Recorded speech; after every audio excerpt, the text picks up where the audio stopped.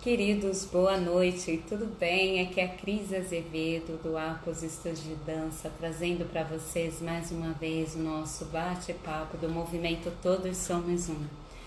Nossa, hoje eu estou muito honrada pelo Tênis Clube para receber com muito carinho ela que já participou de 3 Olimpíadas, 12 campeonatos mundiais, ganhou 5 medalhas em Jogos Pan-Americanos, 51 medalhas em Copas do Mundo. Foi recordista brasileira e sul-americana mais de 40 vezes. Foi 110 vezes campeã brasileira, gente. É uma honra enorme estar aqui em nome do tênis para receber ela que nos inspira sempre a sermos melhores o tempo inteiro, a Fabiola Molina. E já ela vai estar aqui e vai conversar com a gente sobre a importância dos esportes na infância. Quero muito. Aí, gente, ela tá aqui. Que coisa maravilhosa, que delícia. Que ver ela, Fabiola Molina. Vamos ver. Que ansiedade, meu Deus, oh Oi, meu Deus, Cris, tudo que jóia? delícia. Tudo bem? Tudo bem, e Em nome do você? Tênis Que bom Clube, nos eu encontrarmos agradeço. virtualmente.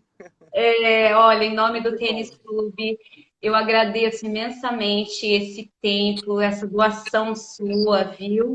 É um prazer Imagina. enorme tê-la aqui. Obrigada por estar aqui com a gente, disponibilizando esse tempo tão precioso. Ela que está em Brasília, gente, ela é a nossa secretária nacional de esporte, educação, lazer e inclusão social. Eu já fiz aqui a apresentação dessa mulher maravilhosa que tanto nos inspira o tempo inteiro a sermos melhores. Mas eu gostaria muito que você contasse para a gente um pouquinho dessa linda trajetória. Como atleta primeiro, né? Gente, é muita coisa, né? Incrível essa trajetória. Eu acho que, né, eu sou super abençoada de ter nascido, né, na família dos meus pais, que já foram, né, atletas, então tiveram essa vivência. Acho que quem vivencia o esporte é algo muito, é um privilégio muito grande.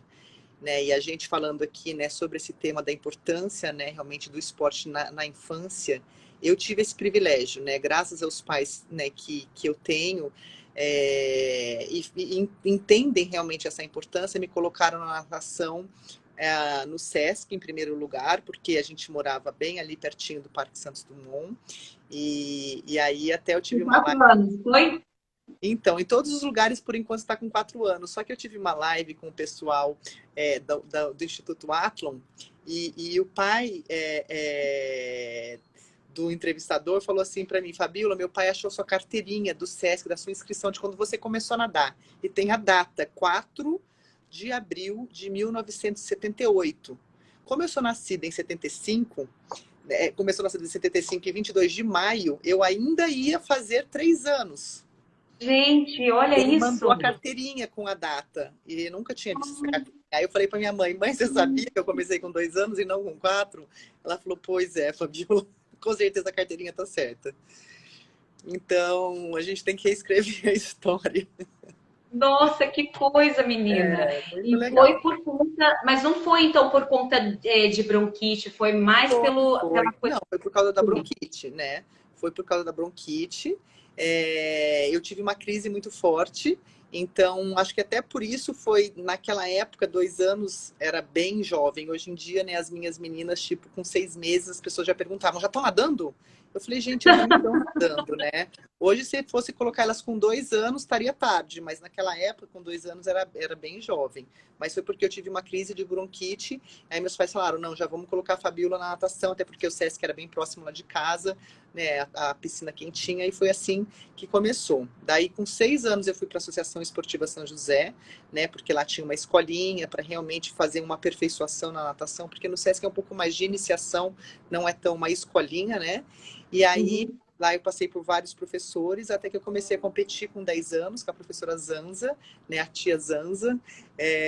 Sempre agradeço muito a ela, e eu acho que é fundamental, e aí acho que a gente já pode levantar um primeiro ponto dessa responsabilidade do professor, né, de educação física em algumas faixas etárias, que num primeiro momento, o mais importante para o atleta, ou né, para a criança, né, na época não era considerado atleta, você fazia um esporte, né? É você gostar daquilo, é você ser atraído para aquilo, né? E eu acho que isso, tem algumas crianças que vão, na época eu lembro que o mais legal de fazer o esporte era estar junto com os amiguinhos, né? A turma era legal, você vai muito com essa questão de você ter a companhia agradável das pessoas. É óbvio que os seus pais querem que você aprenda, né, a nadar, que você evolua como cidadão também pelos valores do esporte, mas a gente como atleta, né, como pessoa, a gente quer chegar lá, mas assim, você está feliz mesmo porque os amiguinhos estão indo, né? Eu até entendo algumas mães que falam, poxa, eu vou sair, vou tirar meu filho da natação porque o amiguinho dele mudou para outra escola e ele quer estar com um amiguinho. Cara, se isso for manter seu filho né, na natação, no esporte, é alguma coisa importante. Porque depois disso, ele vai pegar o gosto por performance, por apresentar resultados, é numa fase um pouquinho mais para frente.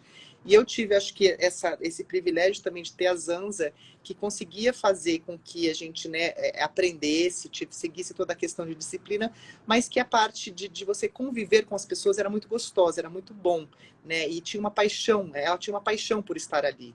Como é Então, importante a paixão, né? é muito importante, é muito importante. A criança sente muito isso, né? E aí a gente queria estar junto com a tia Zanza, entendeu? Porque a tia Zanza era muito legal e acho que a minha história começou ali e isso eu acho que marca muito a gente, né? Eu agradeço a ela, né? Eu sempre falo para ela que ela mudou, né, o rumo da minha vida, que provavelmente se eu tivesse tido um outro professor, de repente eu não gostasse, eu não teria sido atleta, não estaria aqui hoje. Então, é muito importante esse profissional, né, nessa fase, principalmente. Nas outras também, mas essa fase da atração por aquilo que você gosta de fazer, para você tornar interessante, para você tornar prazeroso, é fundamental.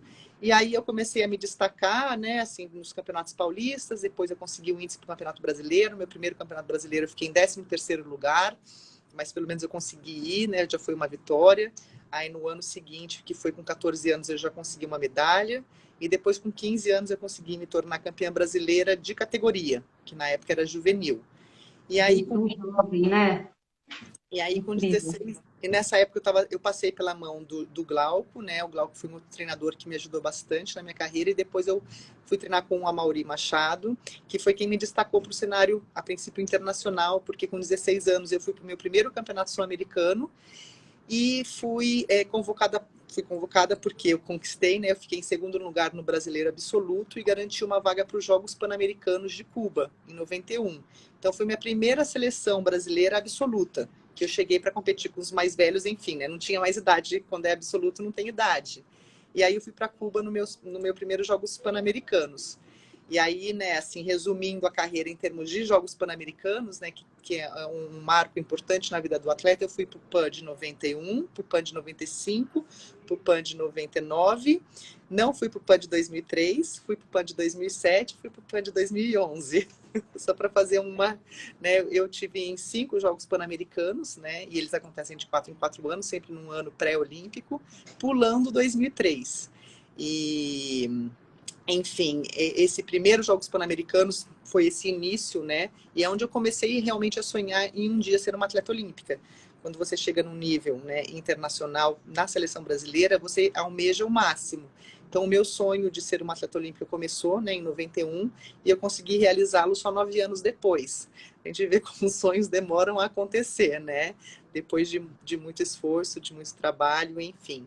Eu fui para Sydney, com 25 anos. Nesse meio tempo eu fui treinar nos Estados Unidos, né? Eu ganhei uma bolsa de estudo, não, eu conquistei, porque a gente não ganha nada, a Verdade. gente corre muito atrás, e aí eu conquistei essa bolsa. Investimento. Eu conquistei essa bolsa lá nos Estados Unidos, fui estudar lá, não sabia inglês, não sabia nada, não conhecia ninguém, não tinha e-mail, não tinha WhatsApp, né, não tinha essas coisas, então tudo era na base das cartinhas e era e até a comunicação com a minha família, né, era uma vez por semana só, de domingo, 5 minutos, porque também era muito cara a ligação internacional, mas foi algo, né, também determinante, né, eu queria chegar lá e eu vi que lá, naquele momento, era o lugar onde poderia me proporcionar a estrutura, né, e os profissionais que iam fazer alcançar aquele sonho. E foi uma experiência maravilhosa,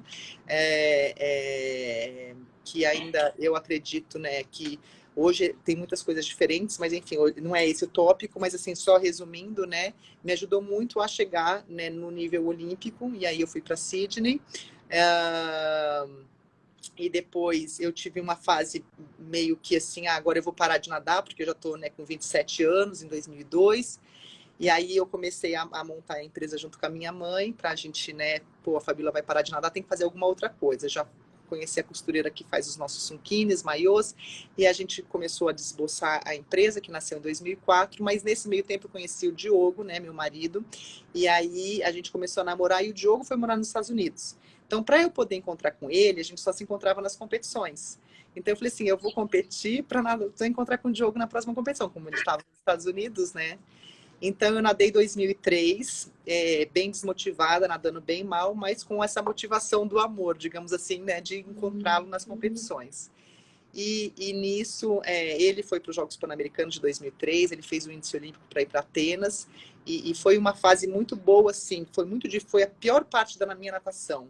Mas eu falo que Deus é tão bom que ele me usou nesse momento para entender tantas coisas sobre mim e sobre quem a Fabíola era, que a Fabíola pessoa era muito mais importante que a Fabíola nadadora. E eu colocava muito da minha realização, da minha felicidade no que eu fazia, né, nas minhas conquistas, e não só em quem a Fabíola realmente era.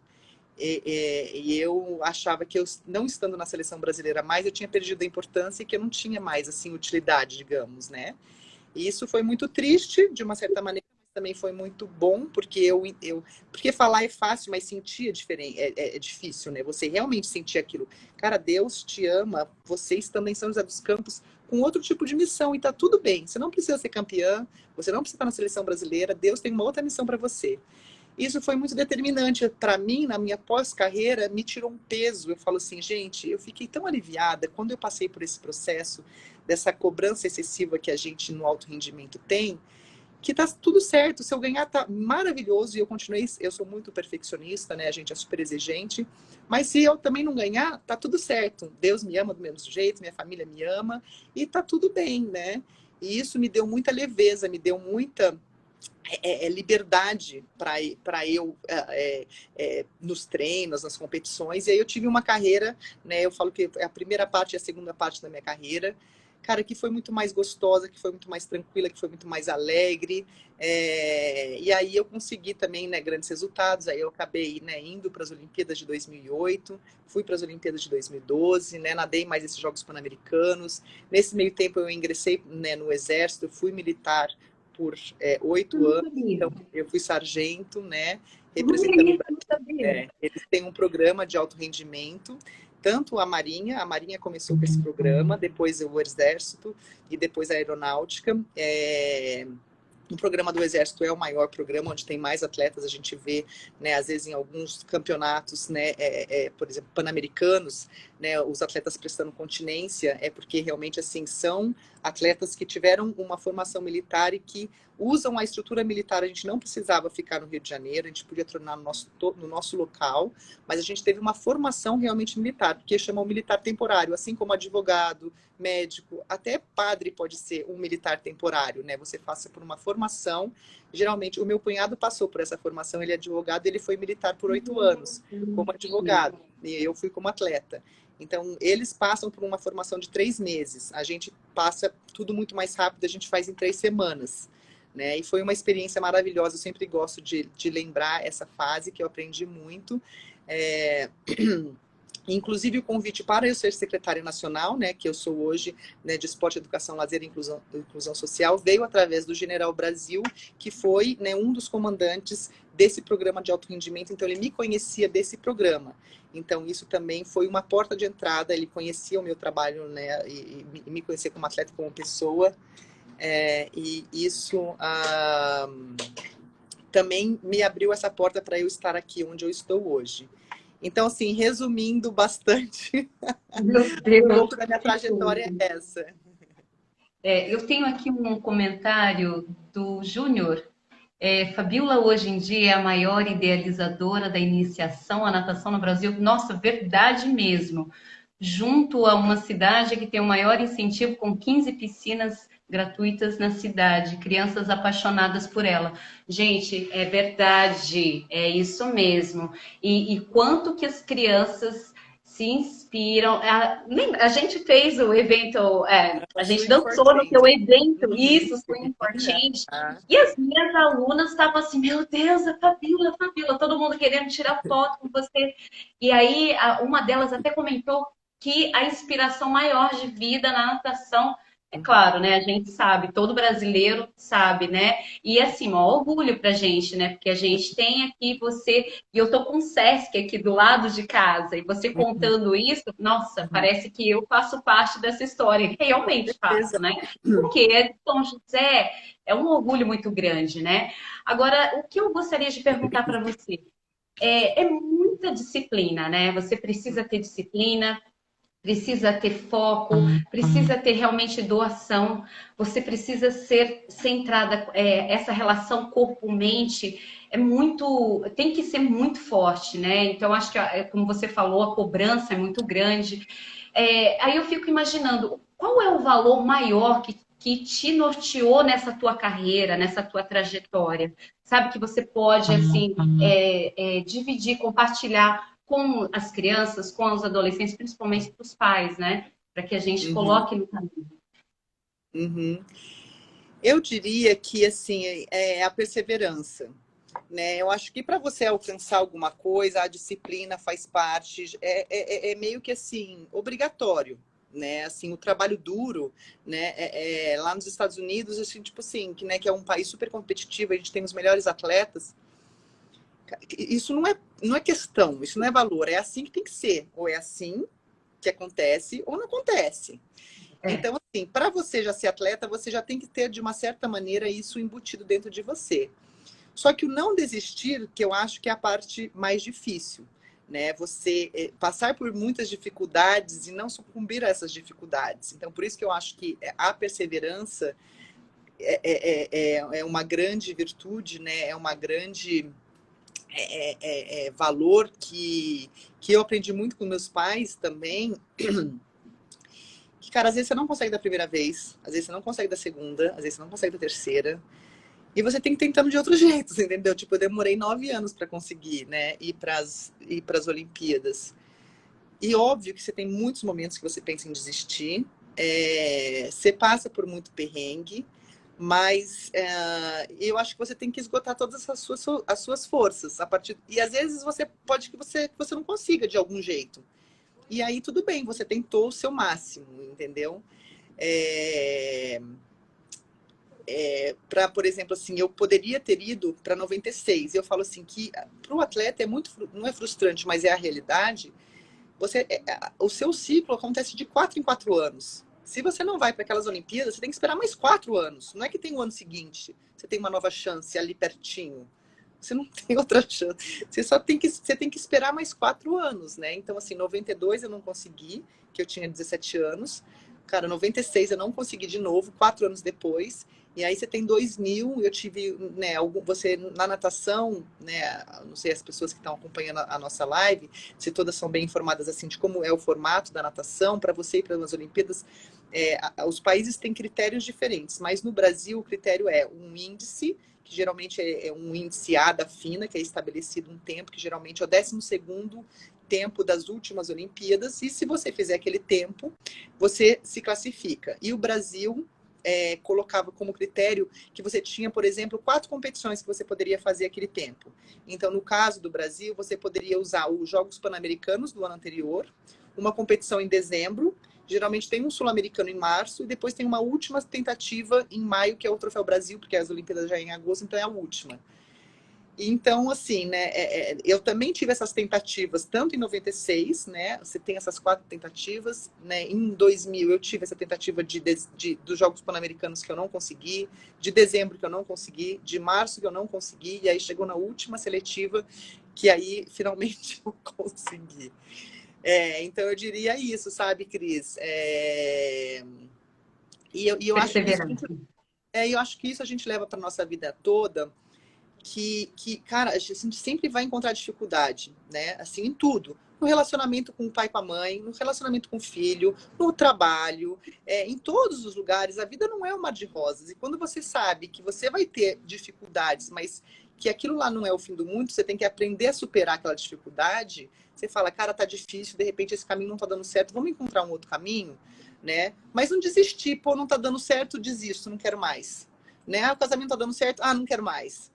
Cara, vai ter um monte de coisa que você vai ter que trabalhar, né? E não é fácil. Então, eu acho que isso também é um grande aprendizado para a vida. E eu acho que hoje, no momento que a gente vive, né? Aí 2020, com tanta tecnologia, as coisas sendo tão rápidas, apertando o clique de tudo, mudança muito constante. O esporte nos ensina muito esse valor da gente não desistir. Tá travando um pouquinho. Agora, voltou. Se estiver travando, você me avisa, que eu tento melhorar aqui a conexão, tá? Certo, pode continuar. Então, eu acho que é isso, né? Nesse nosso mundo de tanta tecnologia, o esporte, eu acho que é uma das melhores ferramentas que a gente pode ensinar para as crianças, que as coisas demoram, que as coisas não são fáceis, que você precisa de muito esforço, né? E que se não deu certo daquele jeito, você pode continuar tentando e tudo bem. Eu acho que uma coisa também que é importante é que, assim, você não conseguir não é um sinônimo de fracasso. Foi uma tentativa que não deu certo, mas que você deu algum passo em direção a alguma coisa. O pior é você ficar parado.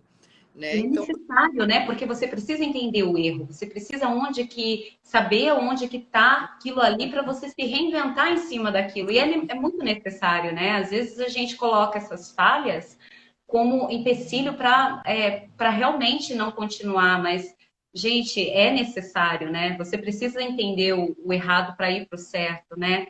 E uma coisa que eu queria... visto como uma coisa negativa, eu acho que no Brasil a gente tem isso. Em outros países o erro é estimulado. Quanto mais você errar, melhor porque você está progredindo. E aqui não, cara, você nunca pode... Então, assim, as pessoas têm até medo de errar, né? Porque, de uma certa maneira, são muito criticadas, né? E aí isso também dá muito medo nas pessoas. Quanto mais crítica você recebe, menos você quer fazer daquilo.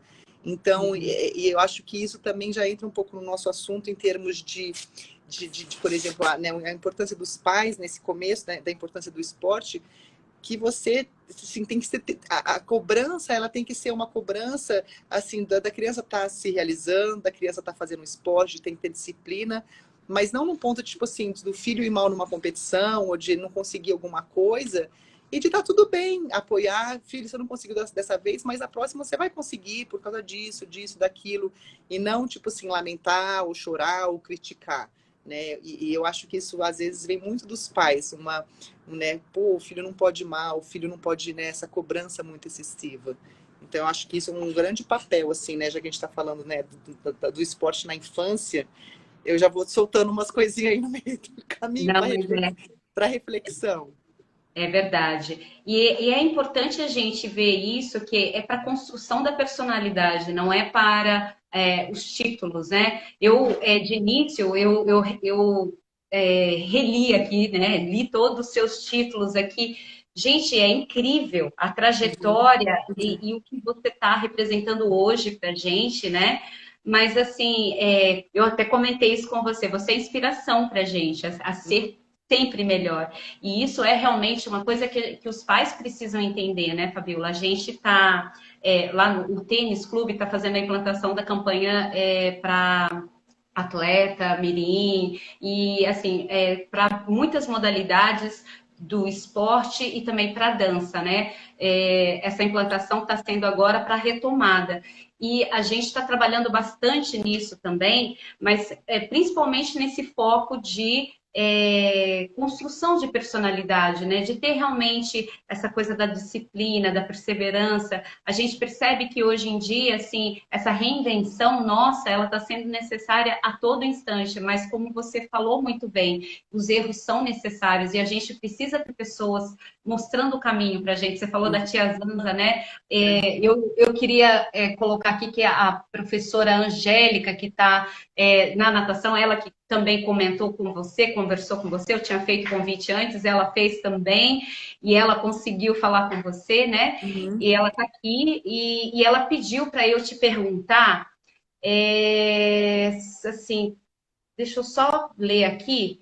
Ela colocou aqui, ó. Como você acha que deve ser trabalhada a iniciação esportiva para crianças dentro de um clube? Principalmente porque a gente está com essa implantação aí, né, desse projeto novo do Atleta Mirim, para o esporte Mirim, né? E o que você acha primordial nesta fase?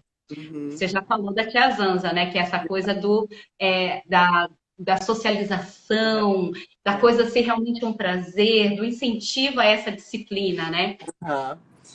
Eu vou dar um oi para todo mundo. Tem um monte de gente na live que tá dando um oizinho. A minha tia tá aí, minha mãe, a Ana Lu, a Paula Hernandes também entrou agora. Tudo jóia, pessoal. Obrigada por vocês estarem aqui na live. Eu acredito muito, não só, eu acho que em termos de esportivos, mas de uma maneira geral, na formação do profissional da educação física. A gente deve ter um professor que está comentando aí. Eu acho isso, você tem que começar como? Esse profissional que vai estar lidando com a criança, ele tem que estar muito bem preparado, né? E aí eu acho que é uma preocupação do clube, né? Essa ajudar nessa capacitação. Às vezes o professor sai, óbvio que, né? Você tem os estudos, você sai de uma faculdade, às vezes bem preparado, às vezes nem tanto. Existem muitos cursos de especialização. Porque esse primeiro contato, que nem eu já falei, ele é fundamental ali no comecinho. Uhum. Né? Esse profissional ele é determinante. E ele pode ser esse ponto positivo, né, de mudar o norte do rumo da vida da criança, e ele precisa ter essa capacitação, ele precisa estar preparado. Existem uma série enfim, qualidades, características, aprendizados que ele precisa. E eu falo assim, e quando você começa certo, é muito mais fácil de dar certo depois, porque se você começa errado, isso, por exemplo, em partes técnicas. Se você vai começar a ensinar uma criança a nadar de um jeito que não é na técnica certa, é muito difícil que essa criança depois consiga corrigir aquele erro. Então, é de fundamental importância que o professor tenha um conhecimento profundo daquilo que ele está passando. Então, para mim, o mais importante é aquele profissional tá bem capacitado. Essa é a maior preocupação.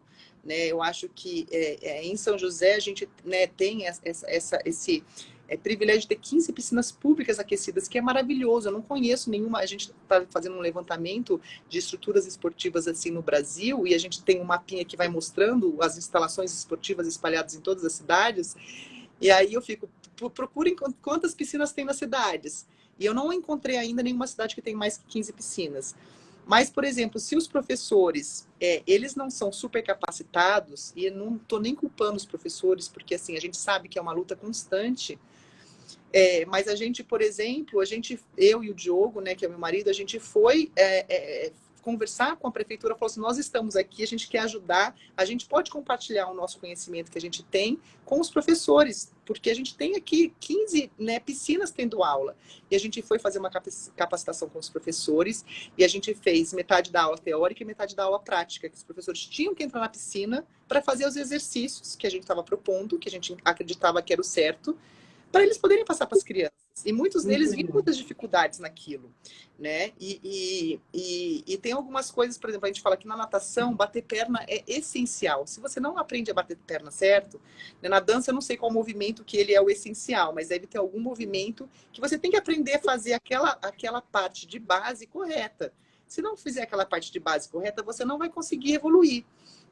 Então, eu acho que tem que ser assim, Angélica. Na capacitação, eu acredito muito na capacitação dos profissionais.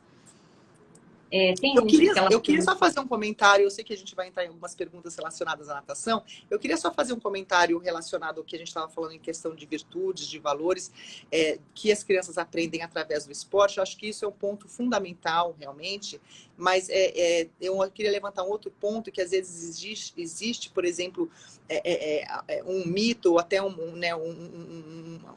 entendimento errado, que, por exemplo, que o esporte atrapalha na escola. Né, que quem faz esporte não vai tão bem na escola. E existem estudos que comprovam que as crianças que fazem esporte, né, se saem muito melhor na escola.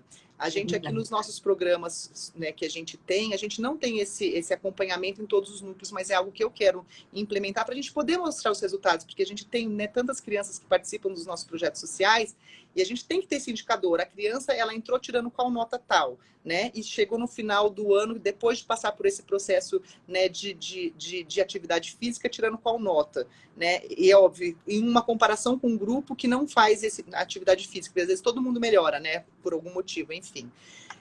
Mas assim, existe essa comprovação científica também, então acho que isso é um grande ganho, né, para as crianças. E não só nessa fase de infância, mas como num processo todo, né? É óbvio que às vezes você vai para tem um momento da vida que você tem que intensificar muitos estudos, mas a atividade física comprovadamente ajuda a tua performance em todas as outras áreas. Então, eu não queria deixar de falar esse ponto, eu acho super importante. Não, super importante, muito bem Eu não vou entrar na parte toda fisiológica que acontece, de oxigenação do cérebro, que vai no, né, o hipotálamo, que é responsável pelo aprendizado. Acho que isso aqui não cabe a falar, mas assim, os estudos comprovam justamente por causa da oxigenação que o esporte traz para o cérebro, que é onde o aprendizado acontece. E a memória e tudo mais. Não, eu achei super oportuno, muito bom. Eu vou só colocar porque ela me pediu e ela, Tá bom. como ela é da natação, né? E está aqui com a gente, já deu olha lá, ela já até falou obrigada pelo apoio, Fabiola, né? Então, assim, é realmente muito importante você colocar, foi ótimo a colocação. Quanto à participação feminina no esporte de alto rendimento no Brasil, sabemos que diversos fatores influenciam a evasão das mulheres em determinada fase, como, por exemplo, a falta de patrocínio. Aí a gente já entra num outro patamar, né? Recursos. Porém, o que de prático você acha que se pode fazer para que as mulheres ganhem mais força nesse sentido? Eu conversei, eu acho que até comentei com você, né, que tem um grupo de mulheres também que não tem nada a ver agora eu levantar isso, né? Mas a força que a gente está tendo das mulheres hoje, né? É muito bacana isso, né? Mas você conseguiu entender o que Sim, ela pediu? Você sim. pode. Tá tendo até um movimento agora, recente, que a Poliana Okimoto colocou nas redes sociais. Eu acho que hoje, né, Isso. a gente tem isso a nosso favor, porque na minha década de 90, que a gente não tinha as mulheres, a gente fazia protestos. Os nossos protestos era você colocar uma camiseta, né, a gente organizou as meninas, a gente fez uma camiseta preta, porque daí um fotógrafo poderia fotografar aquilo, ver todas as meninas de camiseta preta. A gente fez uma frase, criou, né, se uniu, para ir sair no jornal no dia seguinte, só que aí só sai uma vez e você depende daquele meio, digamos assim, de comunicação que era o jornal. Hoje, você não precisa mais desse meio de comunicação. Então, a Poliana, por exemplo, fez uma postagem, está tendo uma super repercussão na natação feminina, porque desde lá até hoje, poucas coisas foram feitas de diferente para justamente você estimular que as meninas consigam resultados mais expressivos, né? O único critério que ele é feito hoje pela CBDA, né, que é a Confederação Brasileira dos Esportes Aquáticos, é um critério único. Então, assim, os melhores índices técnicos têm direito à viagem para Portugal para fazer esse treinamento. Não tem um critério, por exemplo, por que não seleciona, por exemplo, 10 meninos, vai ter um critério de, enfim, né, os melhores índices técnicos e é um critério, né, isso seria um estímulo, cara, das 5 melhores meninas do Brasil também irem. Né? Então tem várias coisas, e isso está sendo discutido agora, junto com o COB também, e eu acho isso super importante, porque você pode fazer ações. Eu falo assim, às vezes, não é só aquela competição principal, né? Ou aquela viagem internacional que você precisa. Isso também eu acho necessário. Mas você tem várias coisas que você pode fazer antes que pode ajudar em termos de treinamentos no próprio Brasil, você disponibilizar profissionais para acompanhar as meninas. Eu sei que, por exemplo, o COB hoje tem uma ginecologista que acompanha a seleção brasileira, inclusive é a Tatiana Parmigiano, faz, por exemplo, reuniões para explicar algumas coisas, para entender, por exemplo, o ciclo menstrual da mulher, às vezes que prejudica muito na performance, prejudica no treino. Então, você tira algumas dúvidas que antes eram muitos tabus, né? E às vezes, quando você ainda é jovem, às vezes você não tem esse apoio, por exemplo, em casa, e você precisa de um apoio especializado na área do esporte.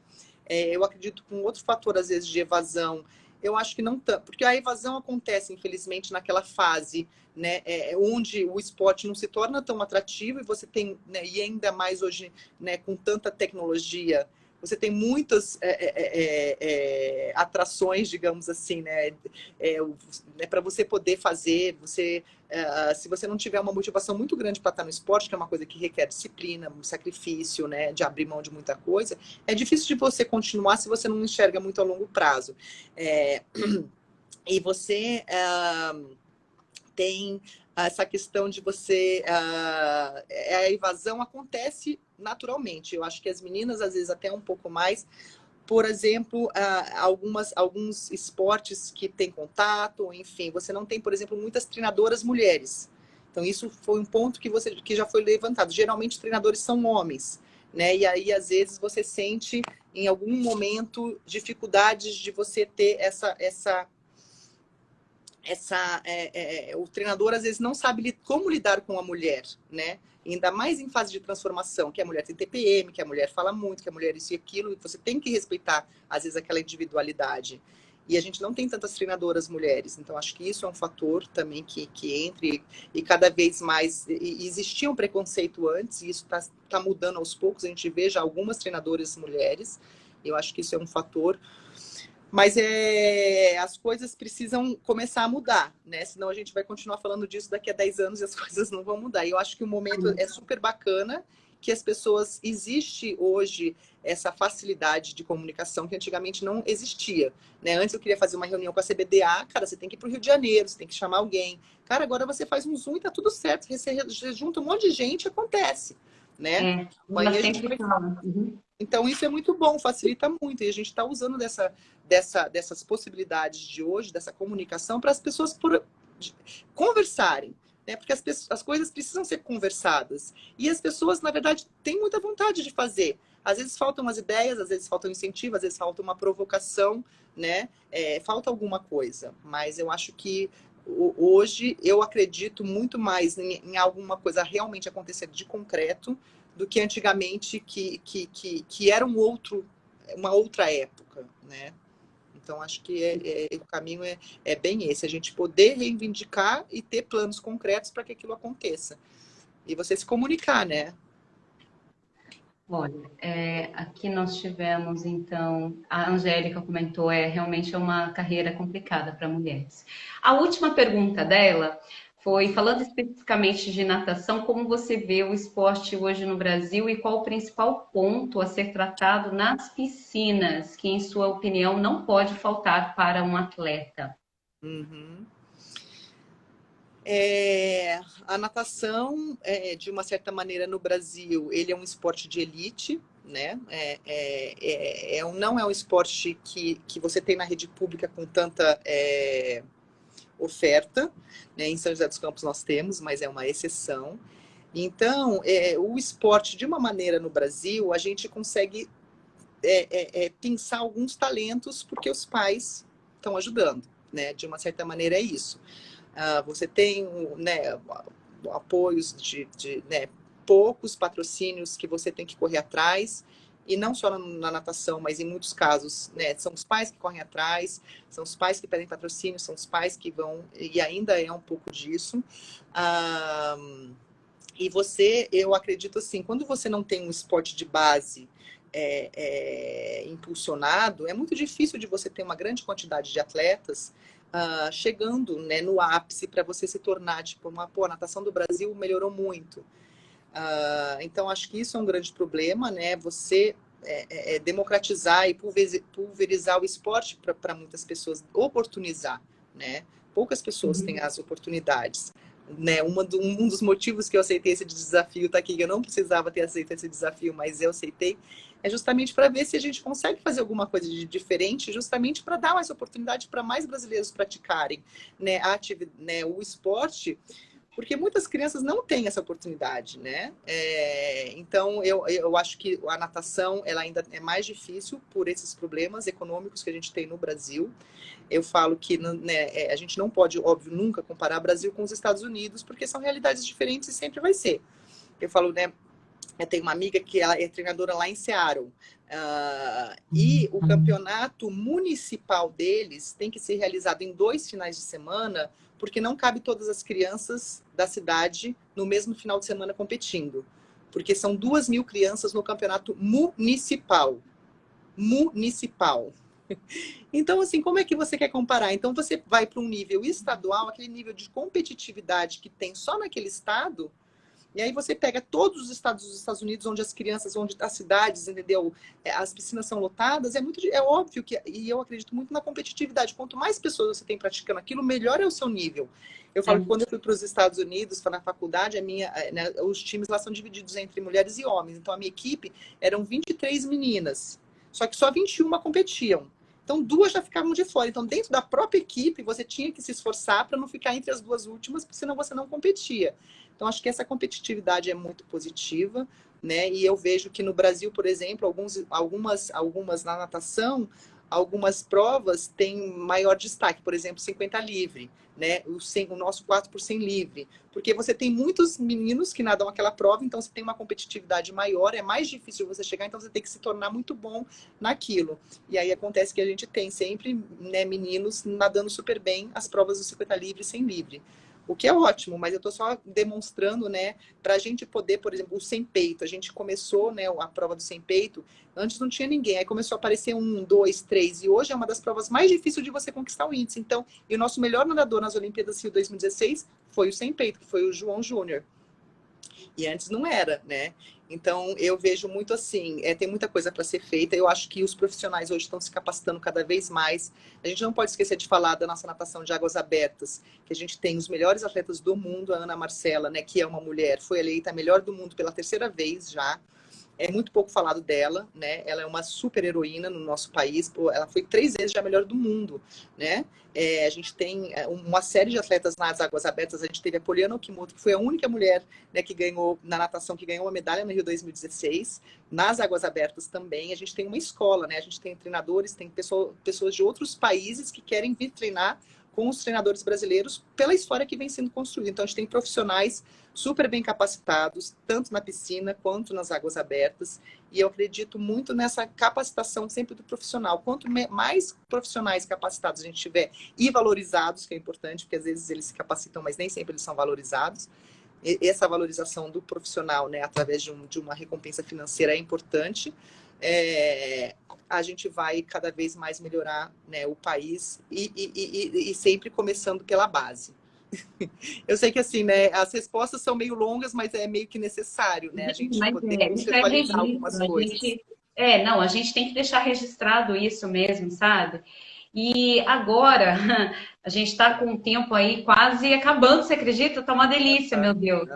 É, eu queria só, assim, isso é uma coisa minha, sabe? Eu imagino assim, você vendo a sua criança lá atrás, você se vendo, qual seria a mensagem que você daria para a Fabiola pequenininha? Sabe? Isso é uma coisa que me traz tanto significado que eu queria escutar de você. Uhum. Eu acho que assim, que a gente também, como mulher, a gente se cobra muito. A gente nasce com uma questão de ser muito perfeccionista, né? A mulher, cara, o homem pode se divertir, a mulher tem que ser perfeita. Então, acho que essa noção, que às vezes é passada pra gente até de gerações, assim, pesa muito. E até eu falei assim, a minha carreira, eu tive essa pausa, pausa, né, emocional, digamos, até por estar fora da seleção, que me ajudou a refletir. Então, mas eu teria tido uma carreira muito melhor se eu tivesse entendido que tá tudo bem errar, que não tem problema, tipo assim, você não ir bem, e você não se exigir tanto, você se divertir um pouco mais, né? Eu acho que a gente a gente se cobra, pelo menos assim, né? Me cobro demais, a gente se cobrava demais. Eu até brinquei numa outra live. Eu não gostava de treinar, eu não gostava, óbvio, de competir mal, óbvio, né? Mas eu também não gostava de treinar mal. Então, o que eu fazia para não treinar mal? Eu não tirava férias. Então, o máximo de férias que eu tinha era, tipo assim, uma semana. Porque eu não queria voltar e estar mal. Aí teve uma vez que eu fui forçada a tirar, e eu até falando assim, para esse momento de pandemia, para alguns atletas, deve estar sendo muito bom em termos de várias reflexões, de você se dar esse tempo, né? De você descansar também. Eu teria descansado mais, eu teria desencanado de algumas coisas mais. Eu não estou falando para não ter responsabilidade, que isso, né, que nem eu falei assim, se não tem responsabilidade, as coisas não acontecem. Mas eu teria falado para mim assim, relaxar um pouquinho mais, sabe? Tipo assim, curte, tá tudo certo, aproveita, passa rápido. É o processo, né? Porque é aquele momento de 3 minutinhos ali no pódio, ou sei lá, qualquer prêmio, alguma coisa que você realmente trabalhou por aquilo, é muito rápido, né? O processo todo é muito importante, né? Mas assim, eu tenho certeza absoluta que você, no processo todo, curtiu a beça, né? Com Com certeza. certeza. E acho que outra coisa que eu aprendi ao longo da minha carreira, que eu falo que eu gostaria de ter aprendido antes, desde criancinha, que se eu pudesse, e eu aprendi isso também lá nos Estados Unidos, eles têm muita... e aí vai de encontro um pouco com esse sentimento de você bloquear algumas coisas que são ruins. Eles têm muito, principalmente o atleta, tem muito respeito ao treinador. O treinador lá é uma figura muito importante. Então, você acaba o treino, você fala muito obrigado, treinador. Tipo, é meio que obrigatório você terminar o treino e falar obrigado, treinador. Eu nunca falei isso com meus treinadores quando eu era criança, né? Eu não fui ensinada, tipo, terminou o treino, você agradece o treinador porque ele tá lá para você, né, disponibilizando o seu tempo. E quando você tem essa sensação de gratidão, né, tanto para o treinador, você, as outras coisas, o sentimento de gratidão não permite que outras coisas ruins entrem, porque você está num estado, né, que bloqueia essas coisas ruins. Então, a gente poder agradecer, mesmo se a gente treinou ruim, se não teve um treino tão bem, então não treinou tão bem aquele dia, mesmo se aconteceu alguma coisa que você não gostou, mesmo assim você agradecer o treinador. Eu acho que isso eu mudaria com certeza. E eu acho, é uma coisa que a gente tenta ensinar para as meninas, mesmo elas pequenininhas, fazendo aulinha com 1 ano, terminou a aula, vai lá falar obrigada, professora. Ai, que coisa muito linda, gente. Isso é maravilhoso. Agora a gente está chegando aí nesse finalzinho. Só queria colocar o que o Júnior colocou lá na frente. Como professor de natação, o meu maior incentivo foi ver o brilho nos olhos das crianças quando vem a Fabíola na frente deles. Ah, gente, isso me faz querer fazer essas crianças irem atrás dos sonhos delas. Ah, o Júnior Barbosa. E Sim, ele também, e ele também colocou aqui, deixa eu ver, Fabiola vem visitar. Não, esse é outro. Ah, mas eu também não li, ó, o Biro. Fabiola vem visitar e conhecer os projetos sociais do sertão da Bahia. Olha só. na A pandemia gente a gente vai. ah, que legal, ó. Tiveram outros aqui, mas que eu, por conta do tempo, eu queria só que você assim, fizesse uma síntese para gente e uma mensagem final aí para esses pais que estão nos assistindo, as crianças que estão fãs, né? Para gente que se inspira em você, o que, que realmente a gente precisa sintetizar e essa mensagem final, por favor. Bom, eu acho assim, as coisas começam a partir da gente, né? E aí eu queria parabenizar, né, o Tênis Clube por essa iniciativa, né? Não é fácil a gente dar o primeiro passo em nenhum aspecto da vida. E as coisas começam dentro da gente, tudo começa com a gente. Então, assim, não adianta a gente reclamar, a gente... Desculpa, eu fico emotiva. Não adianta a gente falar dos outros, né, reclamar, falar que isso não tá bom, isso não tá ruim. O cara fala assim, o que você faz para o esporte ser melhor? O que você faz para ajudar nesse aspecto, né? Então, acho que de uma forma geral, né, a gente tem que dar um primeiro passinho. As coisas não acontecem de uma hora para outra. Se você fizer um pouquinho, se aquele clube fizer um pouquinho, se aquela prefeitura fizer um pouquinho, se todo mundo fizer um pouquinho, as coisas vão acontecendo. Mas começa com a gente e a gente não pode ficar esperando dos outros também. Eu falo que na minha vida, né, na minha carreira, cara, e aí eu aprendi também mais para frente, né? Às vezes, quando você é menor, você tem algumas expectativas. Pô, né? Eu vou entrar na seleção brasileira, vou ter esses benefícios da seleção, eu vou receber isso, você vai receber aquilo. Até o momento que você não vai recebendo nada, que você fala, cara, não adianta esperar nada dos outros. Então, você corre atrás das coisas pelos seus próprios pés. Cara, é a realidade, infelizmente. E depois que começa, é mais fácil das coisas. A gente fala assim, as pessoas falam assim, ah, um projeto maravilhoso. Está acontecendo? Já começou? Cara, começa de algum jeito que as coisas depois elas vão se transformando, mas o importante é começar, né? É, igual esse movimento da natação feminina. Cara, você tem que dar, você tem que sair da inércia de algum jeito, né? E eu acho que com as crianças, né, principalmente, eu acho que é dentro aqui do nosso tema que a gente está falando, eu acho que eu acho que os pais, pelo menos eu sinto isso, né? Você estuda e se prepara para tudo na vida, menos para ser pai ou mãe, né? Que é a coisa mais importante do mundo. Então, assim, eu sinto muita falta de aprendizado como pai, como mãe, né? De entender, cara, o que faz bem para minha criança. Eu conheço a minha criança. Cara, a minha criança se sente amada, já começando assim, a minha criança se sente amada por mim, porque às vezes ela tem uma linguagem de amor que a gente não consegue atingir, porque existem, né, 5 linguagens do amor. Então, a gente poder estudar cada vez mais, assim, eu acho que é uma grande a responsabilidade das crianças, né, nessa fase do esporte para as crianças, vem muito dessa estrutura familiar. Né? É óbvio que a gente precisa de programas que ofertam oportunidades através, enfim, de clubes, prefeituras e tudo mais, mas o pai tem que ter essa consciência da importância, tem que estudar o como é bom, o que faz bem para o filho, né? Não é só levar para o esporte, né? Como você lida com isso, como você passa aquilo para o filho. Então, eu ponho muita responsabilidade nos pais, né? Eu acho que isso é fundamental, né? E os pais, por exemplo, também cobrarem, né, algumas coisas que acham importante, estarem acompanhando, não é um pai ser um pai chato, né? Mas é você, por exemplo, entender do treinador como é que funcionam as coisas, você procurar entender. Então, a minha mensagem é muito essa, assim, começa pela gente, começa pelos pais. Cara, você tem que conhecer os seus filhos, né? Você tem que ter essa proximidade. Eu acho que nesse tempo de pandemia tem muita gente que se, pô, eu não conhecia meu filho, né? Eu não conhecia as necessidades dele. E isso é muito sério, é muito grave, né?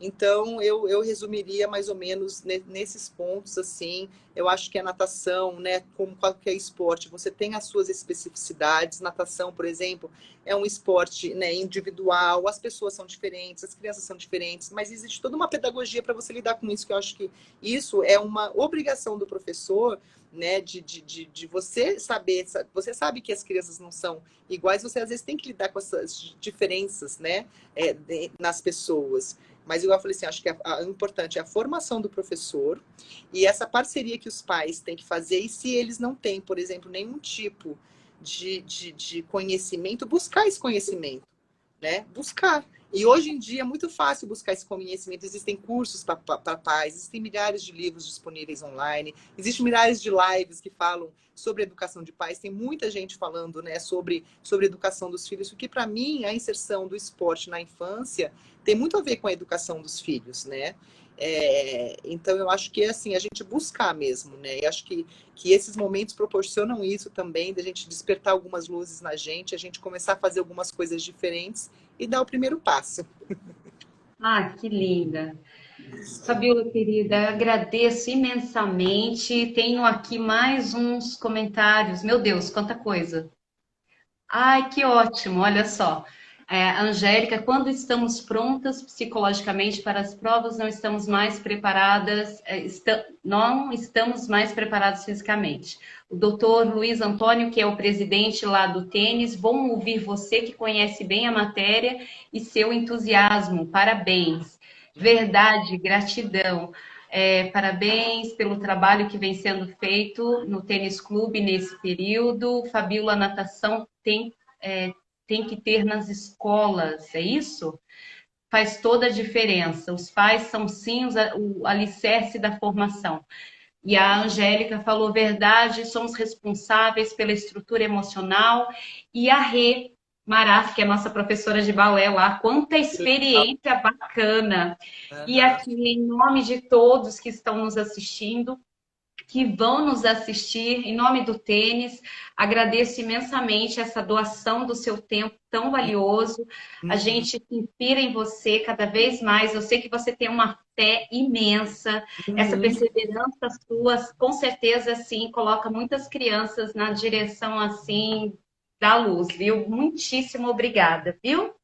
Imagina, Cris, é um prazer, né, poder, eu acho que a gente que sabe o quanto o esporte transforma e a gente vê pessoas apaixonadas, assim como você também, que fazem um trabalho tão lindo, que a gente sabe que um direcionamento que você dá para aquela criança, você muda não só a vida dela, às vezes a vida da família dela, às vezes até a comunidade em torno daquela criança, porque ela está inserida num contexto, né, esportivo, ou de dança, ou de música. Então, o esporte, né? Eu também amo a dança, acho que é lindo, né? Eu falo da dança porque não sei se todo mundo conhece, né? O histórico da Cris, mas né, ela é dançarina linda, maravilhosa, faz um trabalho lindo com as crianças, o pessoal da Apus Dance. E, e assim, a gente recebeu tanto, né, do esporte, eu recebi tanto, eu aprendi tanto, eu vi, e o mínimo que eu tenho que fazer é retribuir, né? Então, assim, eu fico feliz de poder participar desses momentos, de uma forma, enfim, singela, com apenas, né, experiências, mas acho que contribui para algumas reflexões. Né, agora estando à frente aqui da secretaria, eu acho que a gente pode tentar fazer alguma coisa mais real e mais concreta realmente. Contem comigo para o que precisar, né? Né, a Cris sabe que a agenda é corrida, mas eu sou super disponível. E eu agradeço, eu acho que a gente precisa de pessoas, né? Aí como a Cris, com essa paixão, né? Agora o tênis retomando as atividades. Cara, a gente tem que começar a fazer, né? Vamos fazer, vamos para frente, vamos para cima. As nossas crianças merecem, nosso Brasil merece, né? Não vamos ficar reclamando e vamos fazer que as coisas começam a andar, né? Começando da gente sempre. Maravilhoso. Muito obrigada, viu? Obrigada, Cris. Obrigada a todo mundo que Obrigada, está nos querida. acompanhando. Um beijo para todo mundo. Depois eu não tenho chance de falar com todo mundo, mas obrigada pelo carinho. O pessoal que sempre está acompanhando as lives, é muito bom ter o carinho de vocês. Fica com Deus, viu? Obrigada, Cris. Um beijo. Obrigada, Tchau, viu? Obrigada, pessoal. gente. Tchau.